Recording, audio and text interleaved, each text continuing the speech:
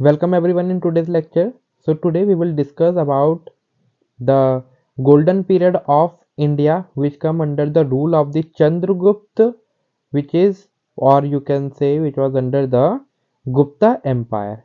And I hope so that you are liking the lecture and आपको चीजें काफी अच्छे से समझ में आ रही होंगी. And recently we have covered the Sangam age, through which we have discussed about the history of the South India.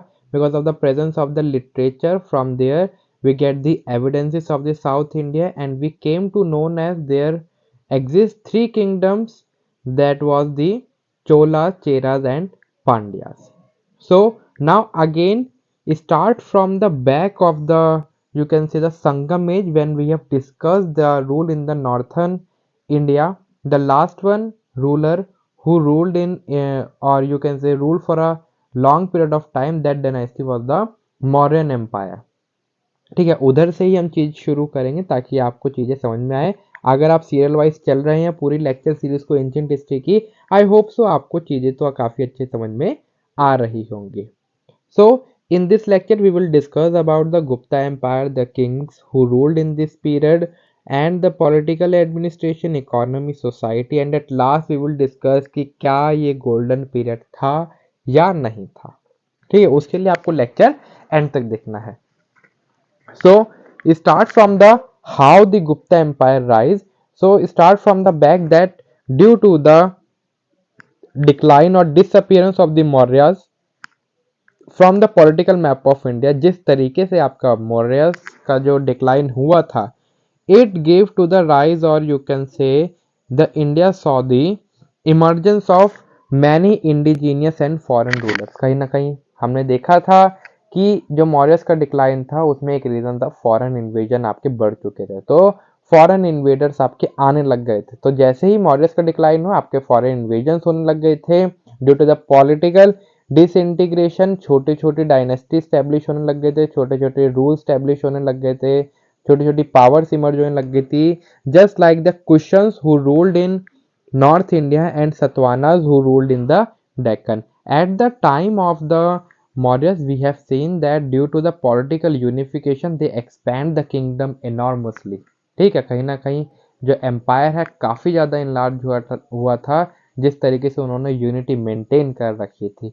और फिर आफ्टर दैट जो रूलर्स है वो इतने स्ट्रांग नहीं रहे और कहीं ना कहीं वो यूनिटी मेंटेन नहीं रख पाए, तो इसलिए छोटे छोटे किंगडम स्टैब्लिश हो गए थे, जैसे कि कुशन्स नॉर्थ में रूल होने लग गए थे, Satavahanas ruled in the Deccan, and Gupta took the advantage of this, or you can say that it was against the background of the Gupta which laid the foundation of this empire. So after the Mauryas, Gupta ने realize करा that political unification in the North India. So उन्होंने North India में unity बनाई एक, ठीक है, कि वो इस तरीके से रूल करेंगे. So they came as and realized the political unification of the North India and covered the much Indian subcontinent. और उन्होंने अपना एम्पायर काफी ज्यादा इनॉर्मसली इनलार्ज किया. ठीक है, दो Gupta age was considered to be as the golden age, और इन गुप्ता एज को एज अ गोल्डन एज और गोल्डन पीरियड ऑफ इंडिया भी कहा जाता है, because of the development of the art, literature, science and technology. ठीक है, ये सारी चीजें we will discuss in the later slides of this lecture series. और ये जो गुप्ता एम्पायर है आपका कैसे स्टार्ट हुआ, because of the founder who was known as the Sri Gupta. So Sri Gupta was the founder of the Gupta Empire. Before to proceed towards the king, or you can say discuss about the king, we will see the sources from where we get the information of this period. So first one was the Purans, which give us the information about the royal genealogy of the Gupta king, कि जिस तरीके से गुप्ता के अंदर जो Gupta empire के अंदर जो किंग्स थे, जिस तरीके से किस तरीके से वो रूल किया करते थे, ठीक है, किस तरीके से वो रहा करते थे, किस तरीके की उनकी सोसाइटी हुआ करती थी. ठीक है, so we get the information from the Puranas. Then from the Devi Chandra Gautam and Mudrakshasam. Mudrakshasam I hope so आपको चीज याद आ गई होगी, मुद्राक्षसम हमने कहीं तो पढ़ रखा है. तो मुद्राक्षसम वॉज रिटन बाय, देखिए मेरे को तो याद है, आप अपने आप को टेस्ट कीजिए किसने करा था. So Mudrakshasam was written by Vishakha Datta. Vishakha Datta written the Mudrakshasam. So from the Devi Chandra Gautam and Mudrakshasam, we get the information about the emergence of the Gupta Empire, or you can say the rise of the Gupta Empire. From the Mehroli pillar inscription, we get the information of the achievements of the Chandragupta II. It is not Chandragupta I, it is Chandragupta II. So correct over here that कि Mehrauli pillar inscription से आपको Chandragupta to की जो information मिलती है, जो जिनका time period literally considered as the golden age in India. From the Allahabad pillar inscription, ये जो इंस्क्रिप्शन है it was graved on the Ashoka pillar. Ashoka pillar के अंदर in the Nagari script, you can say the Nagari language which was composed by the Harisena. Harisena द्वारा. हरिसेना कौन था, इनके क्या अचीवमेंट थी, क्या इनकी राइटिंग थी, ये हम लेटर डिस्कस करेंगे. काफी इंपॉर्टेंट नेम है. So from the Allahabad pillar inscription which was engraved on the Ashoka pillar gives us the information about the Samudragupta reign. Samudragupta का जो रीन था, ठीक है, which was also the Gupta king, जिसके बारे में हम लेटर डिस्कस करेंगे. So we get the information from the Allahabad pillar inscription. So before to later proceed, if you wanna connect to me, you can reach me on my Instagram handle, that is akashvesh21, and if you get notes or if you want to discuss anything, then you can also read the Akashvesh Telegram channel. If you search Akashvesh, you will get, or if you don't get the channel, then you will get the link in the description, and on the Facebook you can connect to me on as a Akashvesh. Okay. अब देखिए, मैं आपसे fees तो लेता नहीं हूँ, तो उसके बदले आई जस्ट वांट कि एक लाइक और कमेंट करके ज़रूर बताइए. ठीक है, अच्छा तो आप बताते ही हैं, लेकिन इसके साथ आप एक और चीज़ बताइए कि क्या लेक्चर में इम्प्रूवमेंट की ज़रूरत है और किस तरीके से हम लेक्चर को और अच्छा बना सकते हैं. Because now we are going to end of the ancient history. So before to proceed the next series, I would like कि आप कमेंट में बताइए कि क्या लेक्चर में इम्प्रूवमेंट की आवश्यकता है. If there is need I will try to do it. ठीक है, अभी भी मैं अपने बेस्ट करने की कोशिश करता हूँ. So proceed toward the Gupta empire. So the founder was the Shri Gupta whose period was 240 AD to 280 AD. Now his son was the Ghatotkacha. Ghatotkacha rule was around 290 AD to 319 AD. Again, the next king was the son of the Ghatotkacha, that is Chandragupta I, whose period was around 320 AD to 330 AD. Then, after Chandragupta I, again his son ruled, who was Samudragupta, who was ruled around the 330 AD to 380 AD. After the Samudragupta, you can say his son again, that is Chandragupta II. So, Chandragupta II was the grandson of the Chandragupta I, you can say, और Samudragupta was the grandson of the Ghatotkacha. तो आप बताइए Chandragupta first किसका grandson है. ठीक है, तो Chandragupta to का जो टाइम पीरियड है वो 380 AD टू 415 AD है. And after the Chandragupta two his son Kumar Gupta ruled, whose period was 413 AD to 455 AD. And last ruler was the Skandagupta, whose period was 455 AD to 467 AD. From here you can say that the democracy of the Gupta Empire was like a hierarchical. ठीक है, it was in a hierarchy with democracy, जिसके अंदर राजा का बेटा राजा ही बन रहा था. It was a line of a film, I think Super 30 अगर आपने देखी होगी, तो उसमें उसके अंदर भी यही लाइन यूज बोल रखी है कि राजा का बेटा ही राजा बनता है. तो वो लाइन इधर फिट होती है. ठीक है, सो चलिए बढ़ते हैं अपने आगे. बिफोर टू प्रोसीड, मैं आपको बताना चाहूंगा कि ये जो तीन रूलर है, इनके बारे में you will not get that much information, but after the Chandragupta first ये four rulers are very very important, जिनके बारे में हम डिस्कस करेंगे डिटेल में. सो जितनी नीड होती है आपको इंफॉर्मेशन की, I will try to provide. Otherwise आपको कहीं ना कहीं अपने आप को लिमिट करने होंगे अपने सोर्सेज को. मैं काफ़ी ज़्यादा रिसर्च करके ये प्रिपेयर करता हूँ स्लाइड, और फिर मैं प्रेजेंट करता हूँ ताकि आपको कहीं भी जाना ना पड़े. ठीक है, अदरवाइज आप अपने आप को लिमिट नहीं करेंगे तो चीज़ें एक्सपेंड होती ही रहेंगी, ख़त्म नहीं होंगी.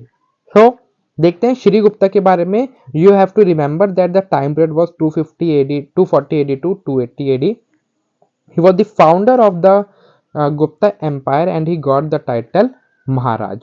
Again, his son Ghatotkacha, who ruled next to him, and his period was 290 AD to 319 AD, and his period was, or you can say, he got the title of Maharaja. So the two ruler who got the title Maharaja was Shri Gupta and Ghatotkacha. Shri Gupta and Ghatotkacha.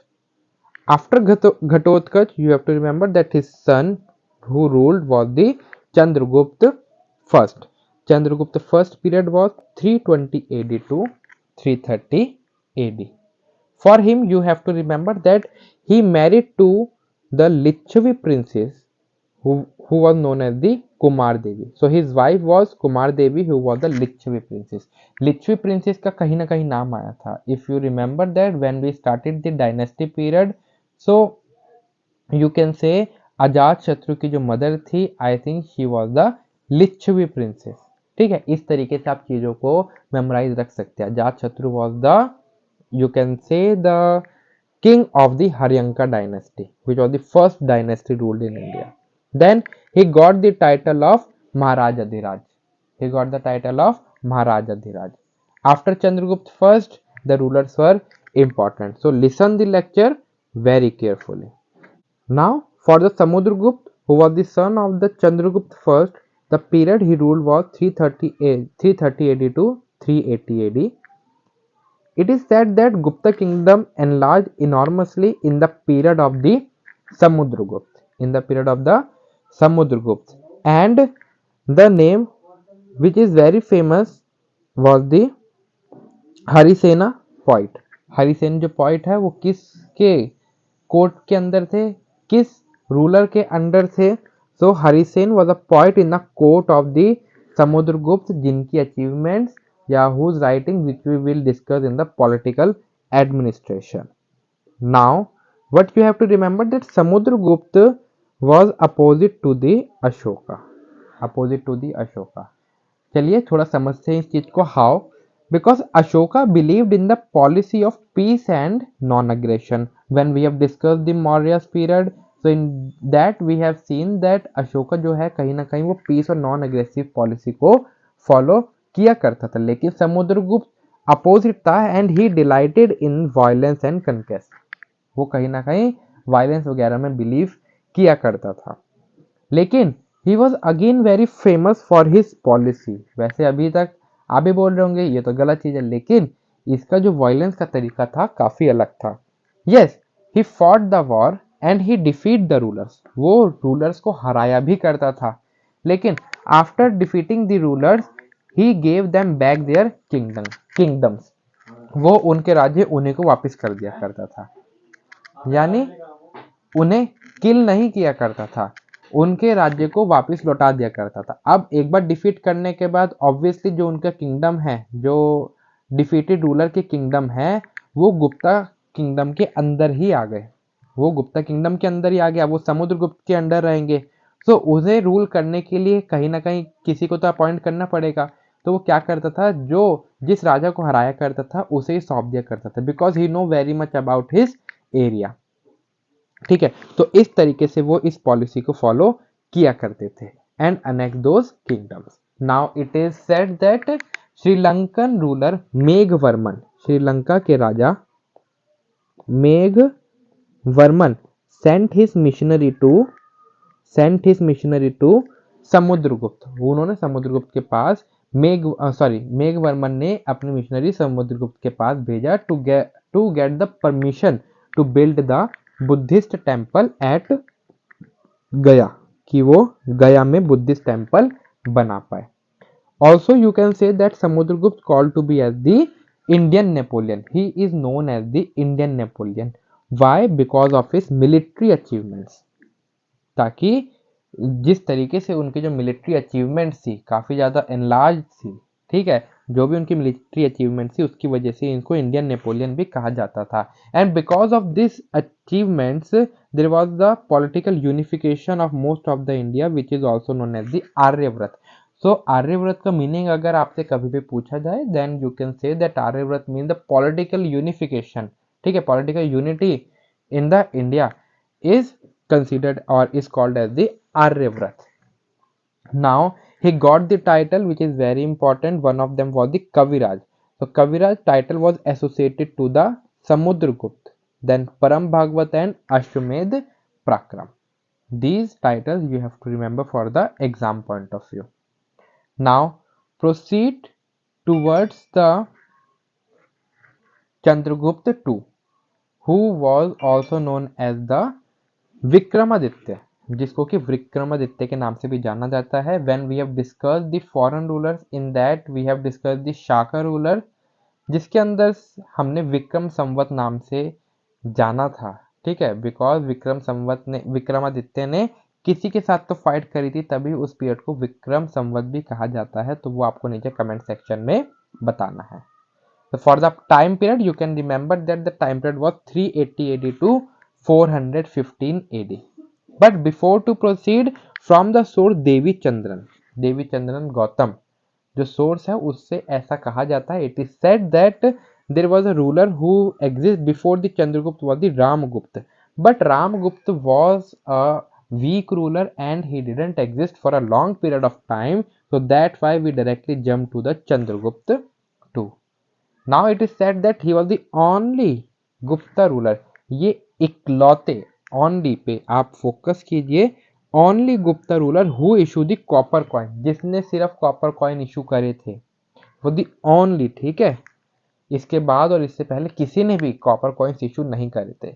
Now he was the first ruler, ठीक है, only mean सिर्फ यही, और ही was the first ruler, ये पहले ऐसे ruler थे who issued the silver coins, who issued the silver coin, जिन्होंने सिल्वर कॉइन इशू करे थे, in the memorization of or in the memory of the defeated of Shaka ruler, because he defeated the Shaka ruler, और इसकी memory के अंदर इन्होंने silver coins को issue करे. So he was the first ruler who issued this.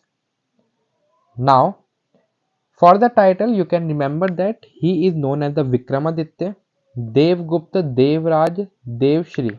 It is Devshri, ठीक है, not Devashish, it is Devshri and Param Bhagwat. These are the title which is associated to the Chandragupta two, Chandragupta to.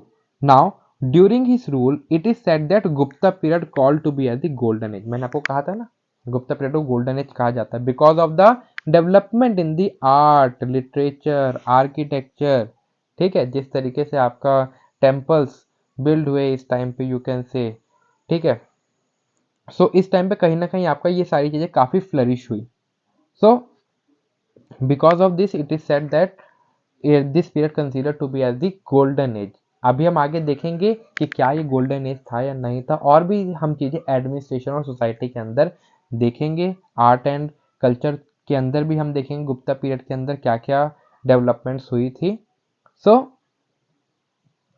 It is said that he describe the central India as the state of Brahmans. इन्होंने कहीं ना कहीं जो central state था, ठीक है, जो centre था इंडिया का जहाँ पे ये रूल कर रहे थे, उसको as a state of Brahmans कहा था because he was the follower of the Brahmanism, he was the follower of the Brahmanism. ऐसा कहा जाता है during his rule Chinese ruler Fahien visited, ठीक है. रूलर्स के ऊपर जो फॉरेन रूलर हैं उनके ऊपर काफ़ी ज़्यादा क्वेश्चंस आते हैं आपके.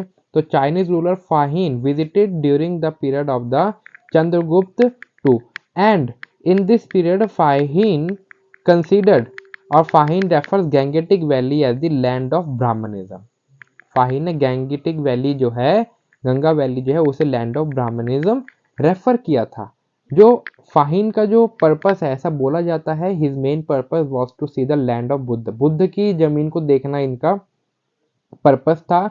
And he want to collect the Buddhist manuscript from the India, और वो बुद्धिस्ट या बुद्धिज्म की जितनी मैन्यूस्क्रिप्ट्स हैं वो उसे कलेक्ट करने आया था. और फाहीन की वजह से we also get the information regarding the religious, social and economic condition of the Gupta empire और particularly of the Chandragupta two. Now From the Mehroli pillar inscription, which give us the information of the Chandragupta II achievements, and from the Varisen Udayagiri cave inscription.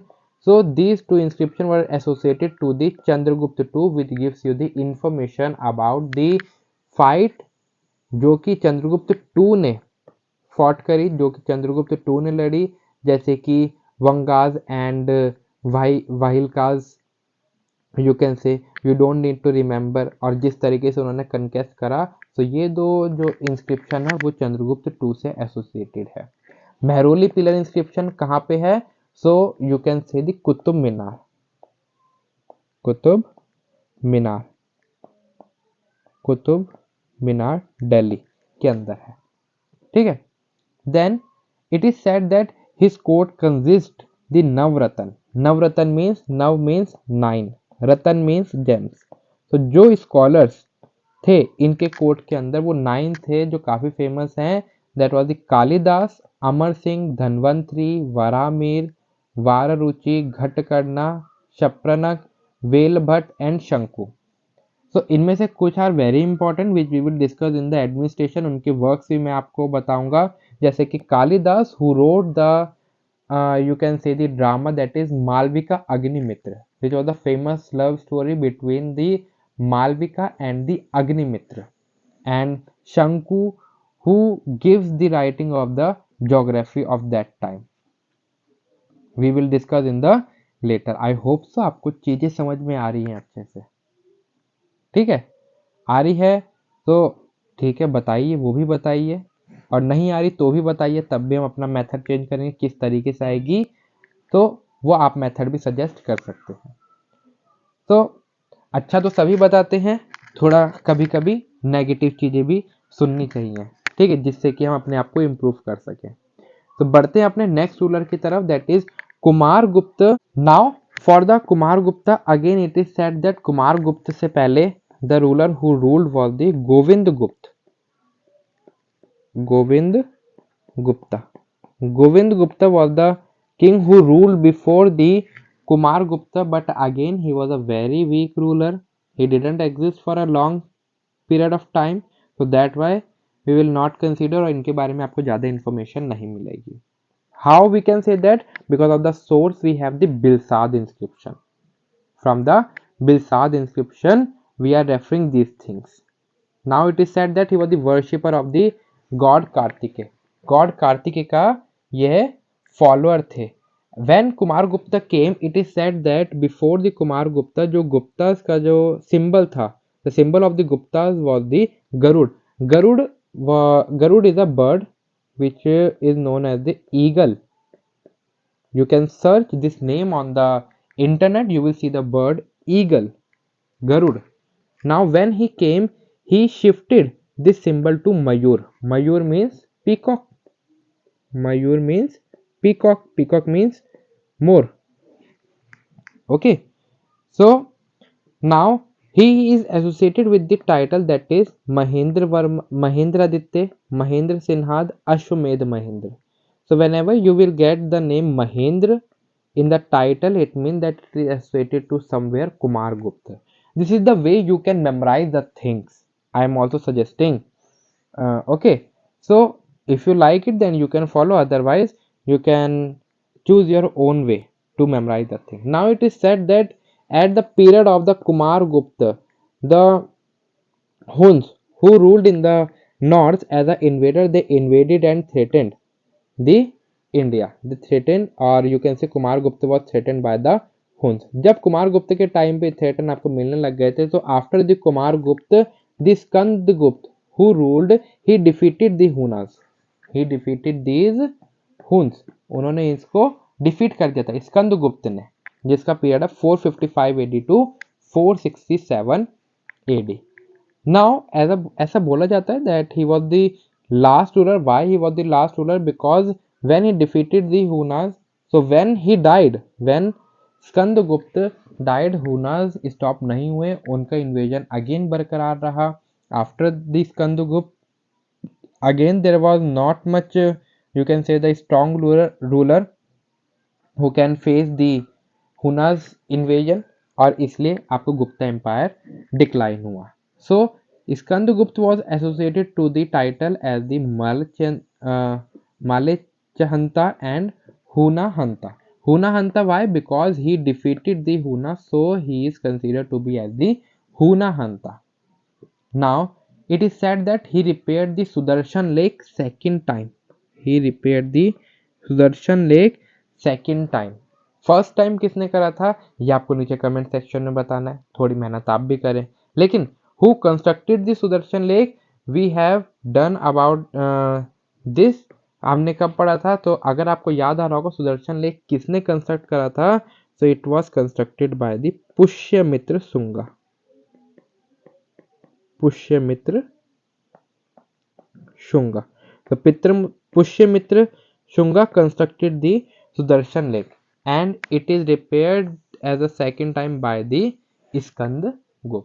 I hope so. मैंने आपको काफ़ी चीज़ें इस time पे आपको cover कर दी है.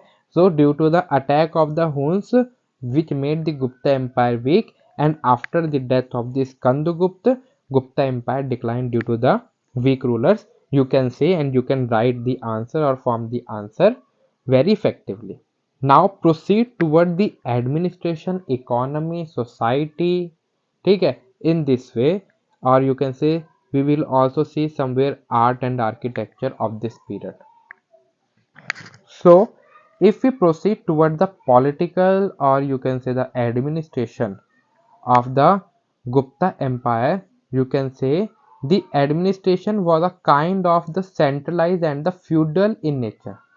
The administration at that time was something to be like the centralized and feudal in nature. Centralized यानी कहीं ना कहीं सेंट्रल एडमिनिस्ट्रेशन था, एक किंग हुआ करता था, फिर उसके नीचे आपके सबऑर्डिनेट्स हुआ करते थे. और फ्यूडल इन नेचर में जो उन्हीं के अंदर राजा मंत्री वगैरह हुआ करते थे ना, तो कहीं ना कहीं वही आपके एसोसिएट हुआ करते थे बाकी पूरे एरिया के अंदर. Then as a high official, जिसको कि संधि विग्रह के नाम से कहा जाता था. ये नाम्स आपके लिए काफ़ी इंपॉर्टेंट होते हैं जो कि अब मैं आपको बताने वाला हूँ, जो कि एग्जाम के अंदर एज अ मैचअप फॉर्म के अंदर आपसे मैच द फॉलोइंग और यू कैन से इस तरीके के क्वेश्चंस आपके बन जाते हैं. और किससे एसोसिएटेड है, what is the meaning of this name. So Sandhi Vigraha जो है वो उस हाई ऑफिशियल को कहा जाता था. Now you can say that at that time people was you can say they have the freedom. और इस टाइम पे जो किंग है he maintained the discipline and transparency in the bureaucratic process. किस तरीके से the criminal law was mild. जो criminal law हुआ करते थे, अगर कोई जुर्म किया करता था, ठीक है, तो वो कहीं ना कहीं माइल्ड थे. आप ये नहीं कह सकते थे काफी हार्श थे, लोगों पे अत्याचार हुआ करता था. Then you can say the capital punishment was unheard. इस टाइम पे कहीं ना कहीं जो आपकी कैपिटल पनिशमेंट है वो IS, इसका मतलब ऐसा कुछ था ही नहीं उस वक्त. कैपिटल पनिशमेंट यानी फांसी देना, ठीक है, इस टाइप से जो होती है वो आपकी कैपिटल पनिशमेंट होती है. तो ऐसी कुछ चीज़ें उस टाइम पे नहीं हुआ करती थी. Judicial torture was not practised. ठीक है, जो टॉर्चर हुआ करता था, ठीक है, जुडिशरी के थ्रू, वो भी इस टाइम पे ऐसा नहीं सुना गया. तो the king maintain the discipline and transparency in the bureaucratic process. काफ़ी अच्छे तरीके से इनका एडमिनिस्ट्रेशन चलता था. तो ये सारे जो रेफरेंसेस हैं आप दे सकते हैं. Now you can say that इस टाइम पे कहीं ना कहीं आपका जो मिलिट्री और सिविल डिपार्टमेंट है, कहीं ना कहीं उनके भी अच्छे से डिवीजन नहीं थे. और जो क्रिमिनल लॉ है और जो आपके मिलिट्री लॉ है वो कहीं ना कहीं आपके फर्स्ट टाइम ही इस टाइम पे डिफाइन हुए थे. हाँ, तभी तो ये माइल्ड थे. क्रिमिनल लॉ अगर मैंने नाम लिया है, इट मीन्स इससे पहले मैंने आपको किसी भी एडमिनिस्ट्रेशन में नहीं दिखाया होगा, ना ही बोला होगा. सब बोल सकते हैं that first this was the first in the history that criminal law was defined. Okay, now जो provinces हुआ करते थे, the provinces were called to be as the bhuktis. provinces were called to be as the bhuktis. provinces को भुक्तीस कहा जाता था. और इन भुक्तीस को जो या provinces को those who govern उनको उपारिकास कहा जाता था. so they were called to be as the उपारिका. उपारिकास कौन हुआ करते थे? जो इन भुक्तीस को गवर्न किया करते थे. Then under the province it was divided into the district. District को विश्यास कहा जाता था। District were called to be the Vishayas and Vishayas those who govern the Vishayas, जो इस विश्यास को गवर्न किया करते थे, they were called to be the Vishayapati, they were called to be the Vishayapati. I hope so. In the Gupta, there were provinces which were known as the Bhuktis, and they were governed by the Uparikas. And under the province, there were the district which were known as the Vishyas, and they were governed by the Vishyapati. So from the Fahin source, as Fahin came as a Chinese traveler in the period of the Chandragupta. So from the Fahin writings we can say that the society was just like that, they have no restrictions, उस time पे कोई restriction नहीं हुआ करती थी, they have the freedom, the people have the freedom at that time, and the society was liberal in nature, because before previous we have seen that कहीं ना कहीं वुमेन्स की जो कंडीशन है वो मिजरेबल हुआ करती थी, अच्छी नहीं हुआ करती थी। I am not saying that at that time the women condition was same, but it was better from the previous one, कहीं ना कहीं बेटर हो चुकी थी इस टाइम पे। So that's why we can say that they have the freedom, the society was liberal in nature and people have no restriction. And if you are talking about the city administration, तो उसके अंदर कहीं ना कहीं officials हुआ करते थे, आपके ऑफिसर्स हुआ करते थे, जो कि उस टाइम पे काफी अलग नाम से जाना जाया करते थे। So the city administration officer was called to be as the Nagar Shreshthi, Nagar means शहर, so city administration was called to be as the Nagar Shrethi. Commander in chief was called to be as the Mahabal Adhikrita. Mahabal Adhikrita, Bal means you can say Shakti, ठीक है। So Mahabal Adhikari, then Chief Justice. Chief Justice was called to be as the Mahadandnayak. Mahadandnayak was the chief justice, जो कि दंड दिया करते थे, वो कौन है, वो चीफ जस्टिस हुआ करते थे। इस तरीके से you can remember. Then the police department head, the head of the police department was Dandapashika. Dandapashika cavalry head, it means जो आप बोल सकते हैं जो आर्मी वगैरह के हेड हुआ करते थे, cavalry was to be like that. Then it was called to be as the Mahashvapati, Mahashvapati. Then royal, it's a royal peace head, it's a royal place who maintained, the place which was maintained by the officer, the royal place which was maintained by the officer was called to be as the Mahapratihara, Mahapratihara, ठीक है। So in this way you can remember some names of the officer administration which was called to be at that time. Now proceed toward the economy. ये सारी चीजें कहीं ना कहीं आप बोल सकते हैं हर एक एम्पायर में आपको देखने को मिलेंगी। Not all things you can remember, but certain thing you can memorise. आप लेक्चर को 2-3 बार भी देखेंगे ना, आई थिंक आपको कहीं ना कहीं चीजें आपके दिमाग में फीड हो जाएंगी, और आप मेरे साथ साथ नोट्स बनाएंगे तब तो और ज्यादा अच्छा है, बिकॉज व्हेन यू राइट तो आपके दिमाग में चीजें अच्छे से मेमोराइज हो पाती है, ठीक है। मैं तो आपको प्रोवाइड कर ही देता हूँ बिकॉज आप सभी बोलते हैं, अदरवाइज मैं तो प्रोवाइड नहीं करना चाहता था। आई वॉन्ट कि आप सब खुद ही लिखें, ताकि जो चीजें आपके लिए ज्यादा अच्छी है, ये मेरे नोट्स हैं। नोट्स का मतलब होता है जो आपको खुद समझ में आए, वो आपकी राइटिंग में होनी चाहिए। ये मेरे नोट्स हैं। पहले तो मेरे नोट्स काफी हैवी थे, मैंने उनको और शॉर्ट करके इस तरीके से फॉर्म करा है आप सभी के लिए, ठीक है। अब मैं आपको चीजें समझा रहा हूँ, तो आप अपने टाइप से नोट्स बनाइए जो चीजें आपको समझ में आए, ठीक है। Now proceed towards the economy. In the economy, first you can say that the economy was totally based on the agriculture at that time, because agriculture was just like a growing economy at that time. So land was divided, ठीक है। People जो है land के ऊपर ही based हुआ करते थे, ठीक है। जमीन वगैरह काफ़ी ज़्यादा फेमस हुआ करती थी, किस टाइप की ज़मीन है, फिर उसके रेट चला करे। तभी तो इंडिया का कल्चर ऐसा है आज भी, दैट पीपल जो है वो लैंड बाय करना चाहते हैं, वो सोचते हैं ज़मीन की जो कीमत है बढ़ती रहेगी, वो इन्वेस्टमेंट करते हैं, तो लैंड में आज भी लोग बिलीव करते हैं, ठीक है। सो लैंड डिवीजन जो है वो 5 टाइप्स के अंदर था, दैट इज क्षेत्र भूमि। क्षेत्र भूमि किसे कहा जाता था, जो कल्टीवेबल लैंड है, जिसके ऊपर कल्टीवेशन हुआ करता था, जिसपे एग्रीकल्चर हो सकता था, हुआ करता था, that is called to be the cultivable land, that is kshetra bhumi. Then खिला, खिला मीन्स वेस्ट लैंड, जो कि बैरन लैंड होती है, ठीक है, बंजर, जिसके अंदर नो फर्टिलिटी, नो ह्यूमस, और you can say the soil is totally waste, ठीक है, जिसका कोई काम नहीं है। देन वस्तु भूमि, वस्तु भूमि मीन्स हैबिटेबल लैंड। देन चरगाह भूमि मीन्स पेस्चर लैंड। देन अपरता भूमि मीन्स फॉरेस्ट लैंड, ठीक है। सो इस तरीके से आपकी ये कुछ लैंड डिविजन थी।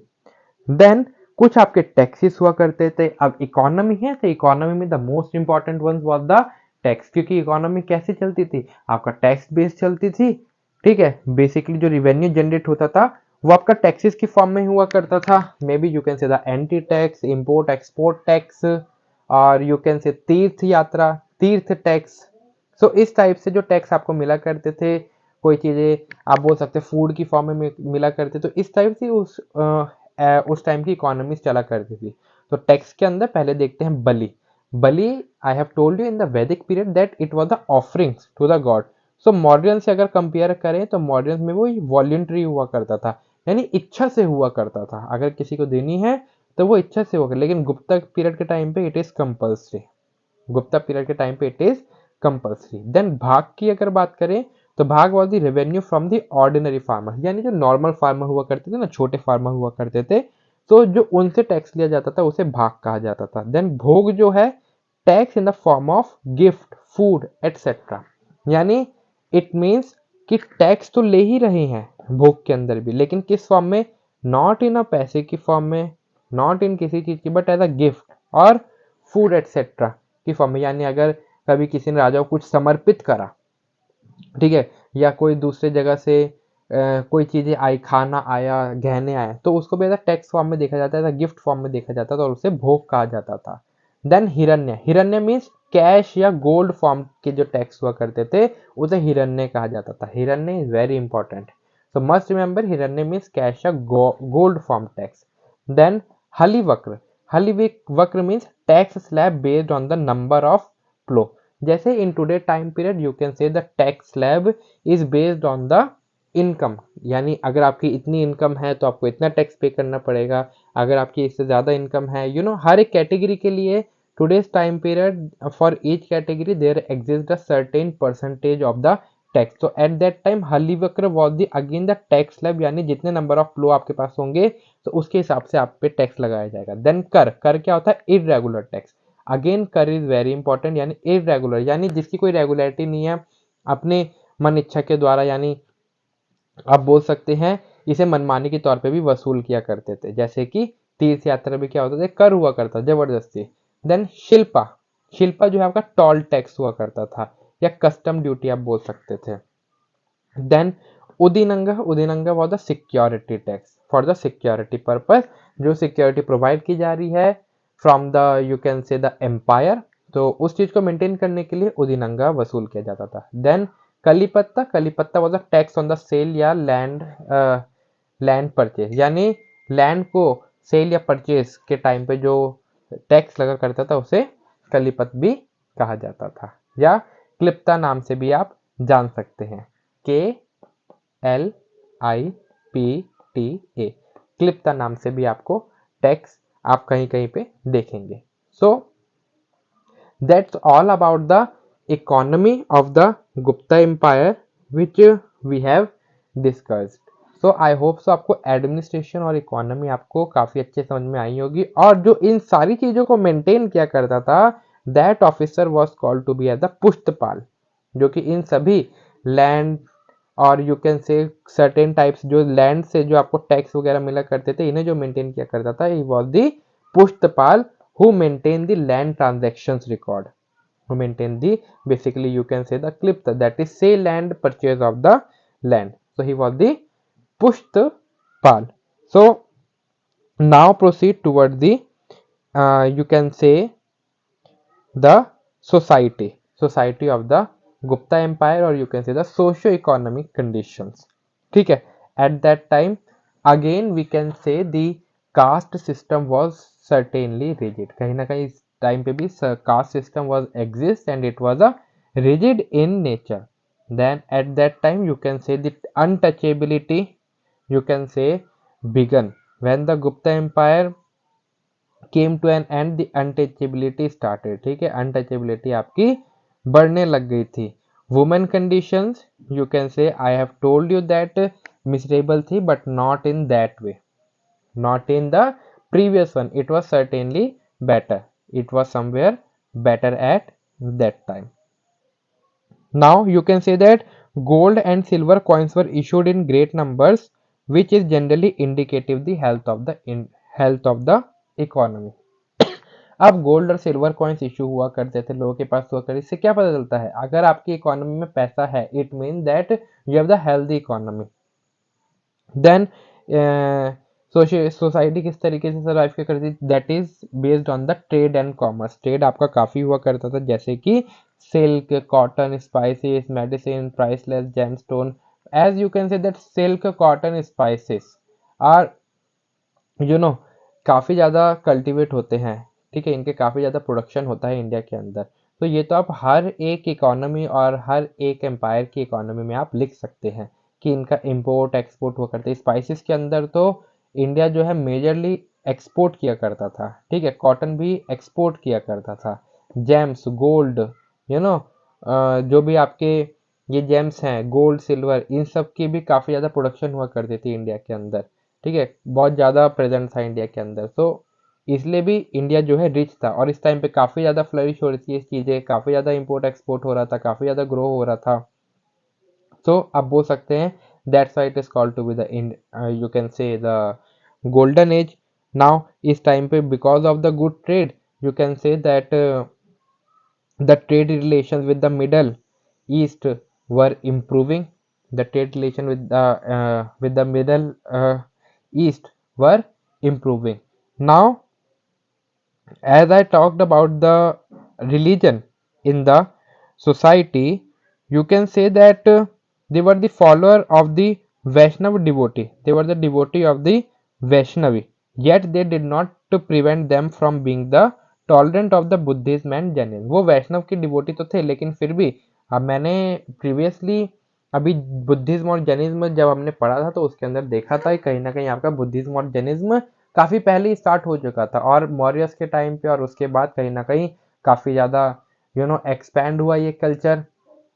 फिर बीच में एक टाइम पे आप बोल सकते हैं बुद्धिज्म जो है स्थूलभद्रा और यू कैन से एक और राजा थे, उनके बीच में डिवाइड हो गया था जब इन्वेजन हुआ था. ठीक है, उधर से आपका बोल सकते हैं दिगंबर एंड श्वेतांबर टाइप का डिवीजन हो गया था. लेकिन आफ्टर सर्टेन टाइम फिर से वो चीज़ें एक हो गई थी. तो ये जो रिलीजन है कहीं ना कहीं एग्जिस्ट करते थे, और आज भी इस टाइम पे भी इनके फॉलोअर्स थे.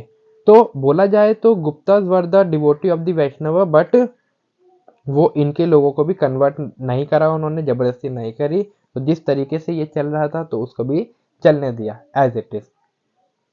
Now proceed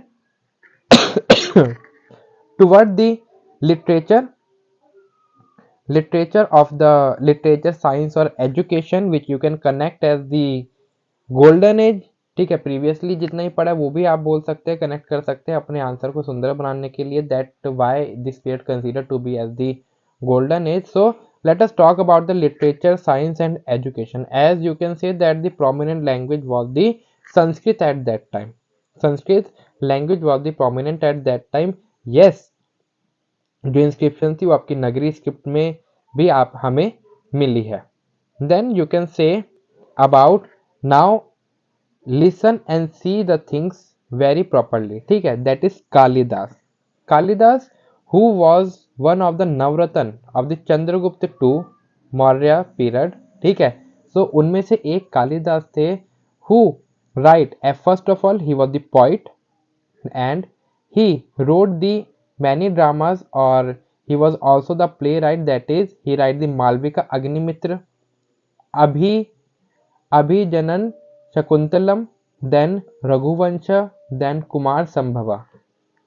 These were the four writings, or you can say the playwrights epics of the Kalidas was the Abhijan Sakuntalam, Malvika Agnimitram, Raghuvansha and Kumar Sambhava. In which the Malvika Agnimitra I have already discussed about it. What was the Malavika Agnimitra. ठीक है, Malavika Agnimitra was the love story between the Malavika and Agnimitra. And must remember that Kalidas was considered as the Shakespeare of India.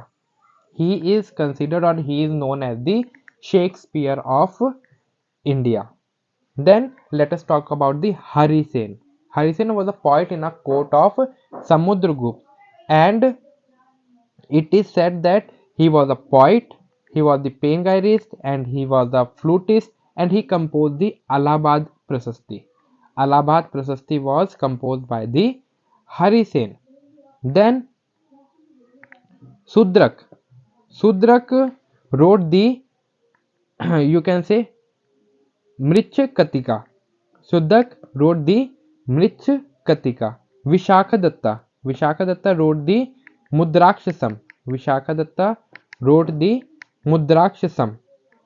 और इसी time पे it is said that the जो पंचतंत्र है वो भी इस टाइम पे ही इवॉल्व्ड हुए थे। Then Vatsyayana, you have known about the Kam Sutra. Kam Sutra give you the, you can say the knowledge about the sex education, which is based on the sex education, and it is also written at that time, and it was written by the Vatsyayana. Vatsyayana. तो आप देख सकते हैं कितनी ज़्यादा writing इस time पे evolve हुई। कहीं ना कहीं साउथ के अंदर भी आप बोल सकते हैं काफ़ी एजुकेटेड सोसाइटी थी, और इस टाइम पे भी आप बोल सकते हैं काफ़ी ज़्यादा एजुकेटेड सोसाइटी थी, और इस टाइम पे आपकी काफ़ी ज़्यादा बुक्स लिखी गई है। Then then you can say the Varamir. Varamir was also the one of the, you can say the Navratan of the Chandragupta II, that he wrote the Brihat Samhita. Brihat Samhita was written by the Varamir, and it is said that Varamir also contributed his knowledge in the field of the astronomy and astrology. यानी आप बोल सकते हैं astronomy और astrology की field में भी वरामेरी का काफ़ी ज़्यादा रोल था। Then if I talk about the Aryabhatta, Aryabhatta को तो हर कोई जानता है, he was a genius mathematician and astronomer. So Aryabhatta wrote the Surya Siddhanta. Aryabhatta wrote the Surya सिद्धांत। वाई आर्यभट्टा? आर्यभट्टा का नाम हर किसी ने जान रखा है। तो आप बोल सकते हैं जो जीरो का इन्वेंशन है वो भी आर्यभट्टा ने ही करा था। ठीक है, ऐसा बोला जाता है ना। तो आर्यभट्टा रोड दी सूर्य सिद्धांत। देन शंकु, जो कि again was one of the navratna in the Chandragupta two, he entitle और he devote himself and created the text related to the geography, then अगर मेडिसिन की फील्ड की अगर बात करें तो इस टाइम पे भी आपके कुछ आप बोल सकते हैं फेमस जो नेम्स हैं, you can say that Vagbhatta. Vagbhatta compose the Ashtanga Samgraha. Then Charaka, who wrote the Charaka Samhita. Then Charaka, who wrote the Charaka Samhita. ये जो लास्ट आपने देखी थी, तो इधर मैंने दो बुक्स मैंने पेज भी करी, that is Kama Sutra which give you the knowledge of the sex education, and the Charaka Samhita which was compose by the, you can say, Charak and Sushrut. So they were the ones who survive in this period, and they you can say इनकी जो achievements है वो किस field में है? Medicine की field में है। Then in the education field you can say that Kumar Gupta, who constructed the Nalanda University, or who was the founder of the Nalanda University. And at that time it is also said that कहीं ना कहीं जो आपके writings है Mahabharat and Ramayana, जिनका culture which is very important in the you can say India, जो काफ़ी माना जाता है। So they were compiled at that time. Mahabharata and Ramayana was compiled at that period during the Gupta age. So that's all about the literature, science, education, you can say that इस time पे काफ़ी ज़्यादा evolve हुआ। तो अब आपने ये सारी चीज़ें तो देख ली है कि क्या है आपका गुप्ता पीरियड, क्या उसकी इकोनॉमी है, क्या उसका एडमिनिस्ट्रेशन रहा, क्या उस टाइम पे लिटरेचर रहा। सो इस टाइम पे आपको समझ में आ गया होगा कि क्यों इसे गोल्डन एज कहा गया है। तो चलिए, again we have the different point of view from each and every person. May be some of you are against and maybe some of you are agree with this. तो चलिए मैं आपको दोनों का पॉइंट ऑफ व्यू समझाता हूँ। अगर आप अपना आंसर लिख रहे हैं तो एज अ न्यूट्रल वे में आप दोनों पॉइंट ऑफ व्यू अगर आपसे पूछा जाए तो आप कुछ कंक्लूड कर सकते हैं। ये मेरे कुछ पॉइंट ऑफ व्यूज हैं, सिमिलरली आपके भी कुछ हो सकते हैं। So is Gupta period a golden as? क्या गुप्ता पीरियड गोल्डन एज है? मैं आपको दोनों पढ़ा रहा हूँ, ठीक है। अगर आप कोई चीज ऐड करना चाहे, आप सहमत है तो आप नीचे कमेंट सेक्शन में ऐड कर सकते हैं। तो सबसे पहले फॉर जो इस चीज के लिए एग्री होते हैं कि हाँ यस ये जो है गुप्ता पीरियड जो है गोल्डन एज था, तो सबसे पहले आप बोल सकते हैं कि पॉलिटिकल यूनिट की वजह से, जिस तरीके से यूनिटी थी, ठीक है, अगेन जो राइज हुई थी, ठीक है, और मौर्यस के कंपैरिजन में काफी ज्यादा थी, इस वजह से भी यू कैन से जो गुप्ता पीरियड है were considered as the golden age. Then second, foreign rule जो है वो कंप्लीटली रिमूव्ड हो गया था। वी हैव सीन दैट कहीं ना कहीं गुप्ता टाइम पे आपका फॉरेन इन्वेजन जो है, फॉरेन के जो रूल्स वगैरह है वो कंप्लीटली रिमूव हो गए थे, ठीक है। They were not allowed to enter और काफी ज्यादा अच्छे से मेंटेन कर रखा था। देन पीस एंड प्रोस्पेरिटी जिस तरीके से इवॉल्व हुई इस टाइम पीरियड के ऊपर, गुप्ता एज के अंदर जिस तरीके से पीस एंड प्रोस्पेरिटी प्रिवेल्ड हुई वो इससे पहले नहीं देखी गई। देन अब बोल सकते हैं रिवाइवल ऑफ हिंदुइज्म हुआ। So most of the people were follower of the Hinduism. Then you can say that इस वजह से भी most of you will agree that this period can be considered as the golden age. Then great personalities were lived in this period. We have seen in the literature section that there are many great personalities who lived in this period and we have the writings of them, और आज भी हम उन्हें पढ़ते हैं, आज भी उनसे हमें काफ़ी ज़्यादा नॉलेज प्रोवाइड करते हैं, तो they are very useful to us. Then we can say that development in the art, science, architecture, medicine, again it is because of the great personalities who lived in this period. Then enlightened government character, how that you can say that the taxes were light, taxes were light. Enlighten government character किस तरीके से जो taxes थे वो काफ़ी you can से heavy नहीं हुआ करते थे, they were very light, they were very mild. जो पनिशमेंट थी वो काफ़ी माइल्ड हुआ करती थी, क्रिमिनल लॉ था वो भी काफ़ी माइल्ड था, कैपिटल पनिशमेंट वॉज अनहर्ड जो कि कभी उस टाइम पे देखा ही नहीं गया, तो इस टाइप की पनिशमेंट भी नहीं थी। So because of this you can say yes we can consider it to be as the golden age.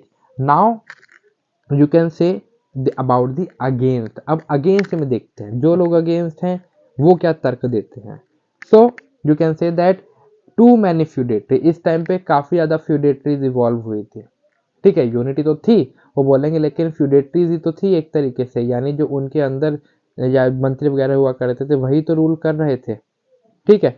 Then absence of large army and bureaucracy, ठीक है, एब्सेंस थी, ज़्यादा बड़ी आर्मी नहीं थी, जैसे कि हमने मौर्यस के टाइम पे देखा था उनके अंदर काफ़ी बड़ी आर्मी हुआ करती, लेकिन the army and bureaucracy was not as large as much as you can say the Mauryas, जो कि उन्होंने मेंटेन कर रखी थी, तो इधर इनका एब्सेंस था। लेकिन फॉर वाले बोलेंगे लेकिन फिर भी काफ़ी अच्छा था, ठीक है। Then decline of trade and guild, trade वगैरह कहीं ना कहीं इस टाइम पे जो है श्रेणी वगैरह वो आपकी डिक्लाइन होने लग गई थी। Then decline of the urban centres, urban centre जो है अर्बन लाइक सिटीज जो हुआ करती थी उन सबका डिक्लाइन हुआ करता था, वर्ना सिस्टम प्रिवेल हुआ करता था इस टाइम पे भी। सो हाउ यू कैन से कि ये गोल्डन पीरियड था।